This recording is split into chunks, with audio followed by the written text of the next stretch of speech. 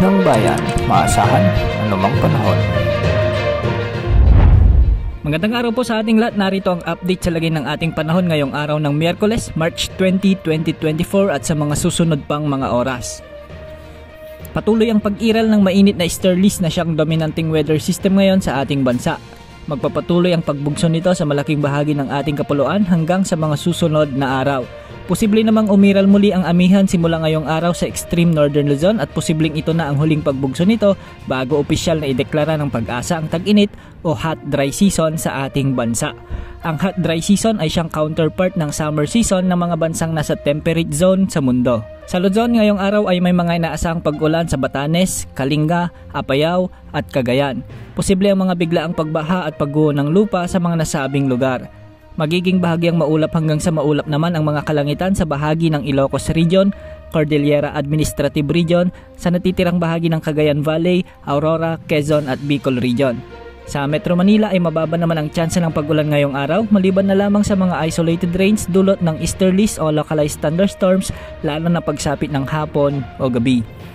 Sa Visayas ay magiging bahagyang maulap hanggang sa maulap naman ang mga kalangitan na may mga pulupulong pag-ulan ang mararanasan sa Northern Samar, Oriental Mindoro, Marinduque at Romblon.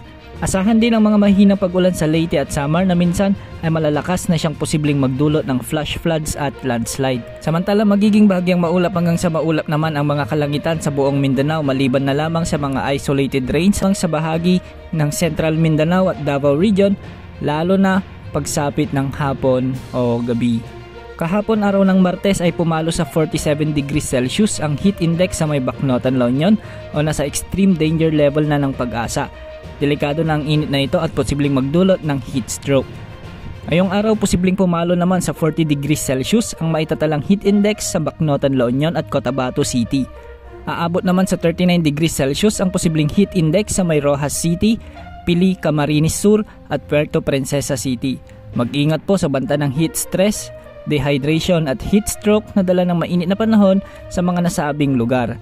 Sa ngayon ay may nakataas na gale warning sa bahagi ng extreme northern Luzon, particular sa Babuyan Group of Islands at Batanes.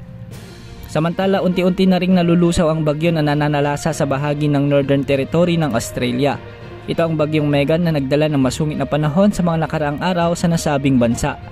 Ang isa pang sama ng panahon na minomonitor sa western part ng Australia ay ang Tropical Depression U80 ay unti-unti na ring lumalayo sa nasabing kalupaan ng bansa.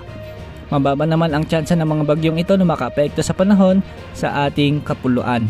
Base naman sa latest wind map ng GFS model, wala namang inaasahang mabubuong samahan ng panahon na posibleng makaapekto sa bansa sa susunod na 3 hanggang 5 araw. Maliban na lamang sa kumpol ng kaulapan sa silangang Mindanao na posibleng maging isang tropical wave at mababa naman ang tsansang mabuo bilang bagyo.